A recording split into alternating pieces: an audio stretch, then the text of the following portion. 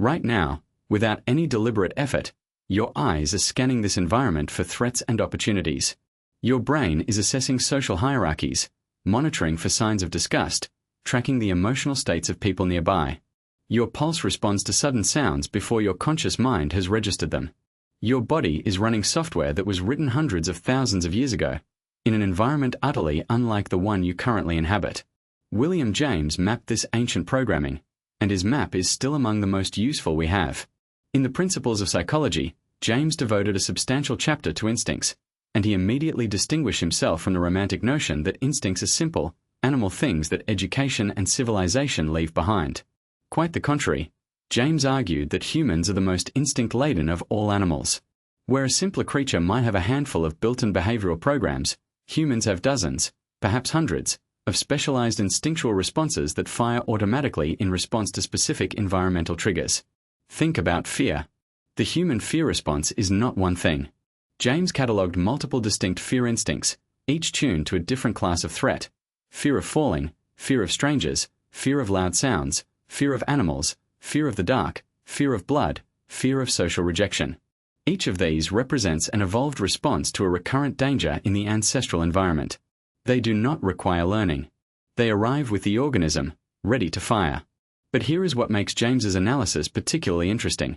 He observed that instincts in humans are uniquely subject to modification by experience. This is what separates human instinct from the more rigid programs of simpler animals. A horse's flight response, once triggered, runs its course almost automatically. A human's fear of strangers can be modified by repeated positive experiences with strangers. The instinct does not disappear, but it can be overlaid, inhibited, or redirected by learned associations. This created what James called the transitoriness of instincts. He noticed that many human instincts are most powerful during certain developmental windows. The social instinct to form strong attachments, for example, is particularly intense in early childhood.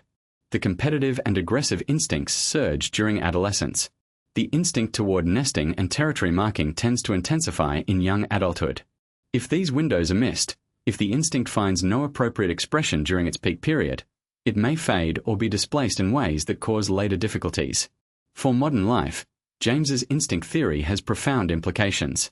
We live in an environment that systematically mismatches the instinctual architecture we inherited. We are built for small groups and now live in megacities.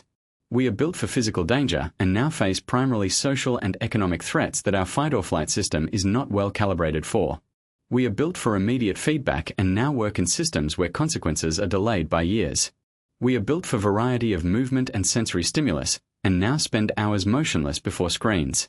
None of these mismatches make us defective, but they do make us anxious, restless, and sometimes inexplicably miserable in circumstances that our rational minds know should be fine.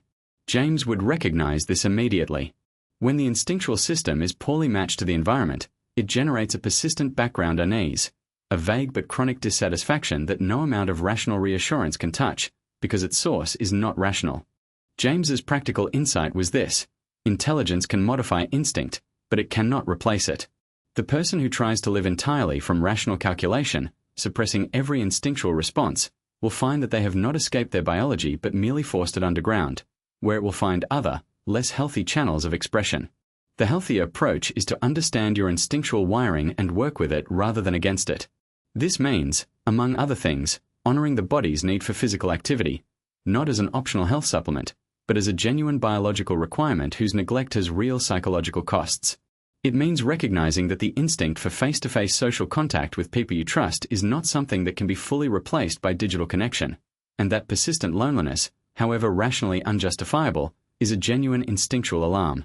It means taking seriously the instinct toward meaningful challenge and mastery, the built-in human need to test ourselves and grow, which goes unfed in environments that are too safe, too comfortable, and too unstimulating.